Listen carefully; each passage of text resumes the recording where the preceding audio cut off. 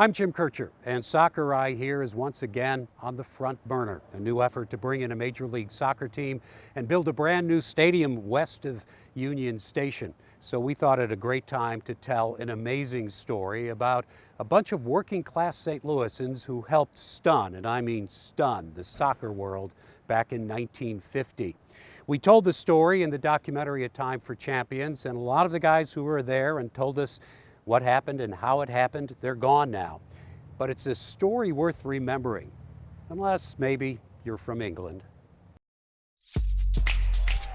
Sports upsets have always been a part of popular culture. They appeal to our love of the underdog and our fascination with the unexpected. Sports is a drama without a script, which means that there's always a possibility that things could go completely off script. And it's that possibility, not likelihood, but even if it's a remote possibility, that fascinates people about an upset.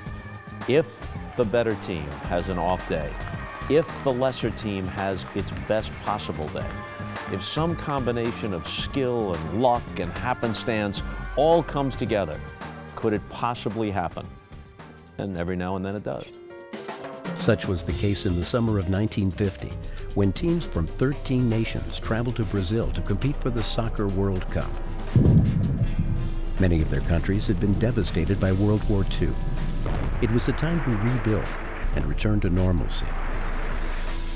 It had been 12 years since the last World Cup, the 1942 and 46 games having been canceled because of the war.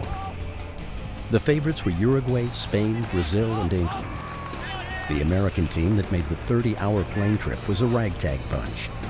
Weekend players for the most part, they had to take time off from their day jobs to compete for their country. 6 of the starters were from the East Coast, Philadelphia, Fall River, Massachusetts, and New York. The other 5 came from St. Louis, 4 from the same Italian neighborhood known as the Hill.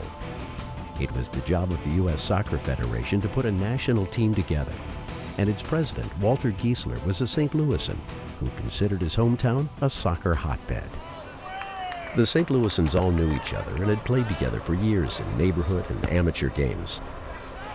Harry Keogh was a mailman, an Irish kid who learned soccer in the Spanish neighborhood he grew up in. Charlie Colombo, nicknamed Gloves because of his habit of playing in leather gloves, was a meat packer known for taking no prisoners on the field. Gino Pariani, a sheet metal stacker at a St. Louis can factory, married just 3 days before he left for Brazil. 2 of the St. Louis players had seen action in Europe. Frank Pee Wee Wallace spent 16 months in a German POW camp after his tank was set afire at Anzio. Goalie Frank Borghi was decorated for his actions as a field medic in Normandy and made his living driving a hearse. They were tough, they were good, and they knew it. But the challenge before them was daunting. They lost their first game against Spain in the tourney, 3-1. Next, they faced powerhouse England, and they had few illusions about the outcome. If we gave them a good, hard game and made them really work hard to win, that would have satisfied, me personally. I was hoping to hold them down at 4 or 5 goals, and the chances of us winning the United States was kind of weak, England was favored to win the whole thing that year, the World Cup. They were considered at that time the father of soccer. The British had good reason to be confident. London bookmakers put the odds of an American victory at 500 to 1. U.S. captain Walter Barr was from Philly, where he played soccer part-time and taught physical education at a junior high school. He knew that whatever his team had going for it, it wasn't polish. And there was no question that we were not full-time professionals. Everybody worked, everybody played on the weekends. We never had professional training. You should never go on the field thinking there's no reason that we can't win this game. Something can happen, lightning, a flood, a bad call by the official, a good bounce for you, a bad bounce for them. From the beginning, the English owned the ball, playing their own style of cool and controlled stiff upper lip. But no matter how many shots they took, nothing got past American goalie Frank Borghi. They could have had 3 or 4 goals in the first 20 minutes. They didn't get them. They hit the woodwork. Frank made some good saves. They didn't get a good bounce. And then, 38 minutes into the game, a miracle occurred. An incredible exchange between Barr and teammate Joe Gaetjens.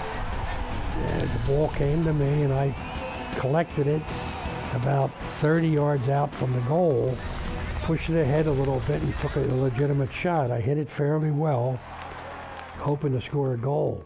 Joe Gaetjens was in a lot of traffic, and he somehow got to the ball and got a deflection on it. Joe Gaetjens kind of dove out of a line of players, dove out and the ball was coming, and he lunged like that, and the ball went in. It was just a 1 in a million, really. And at halftime it said, U.S. 1, England 0.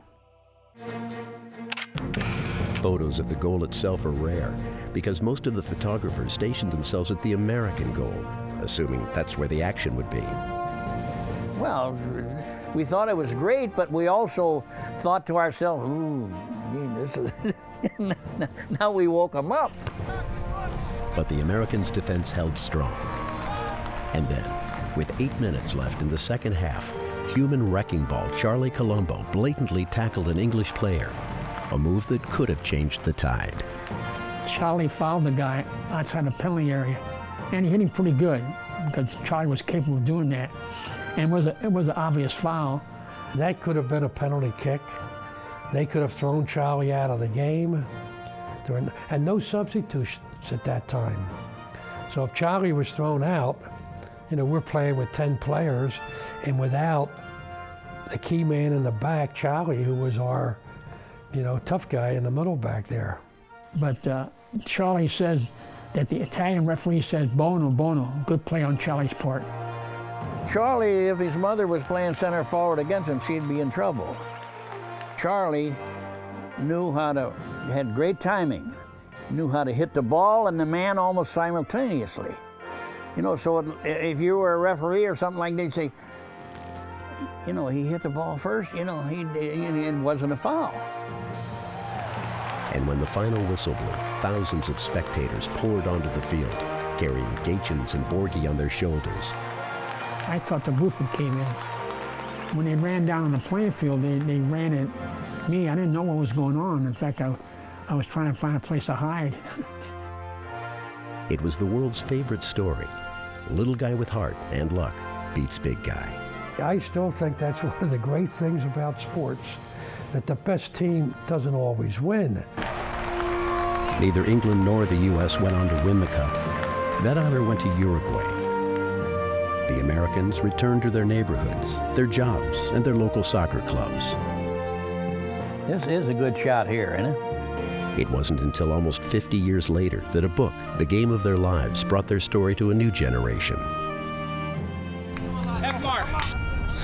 Hollywood shot the screen version, dressing up St. Louis to look like the summer of 1950. Actors were cast in the roles of the local heroes who stood now on the sidelines. No longer young men, but still treasuring the memory of an afternoon in Brazil when they showed the world that Americans could indeed play the world's sport.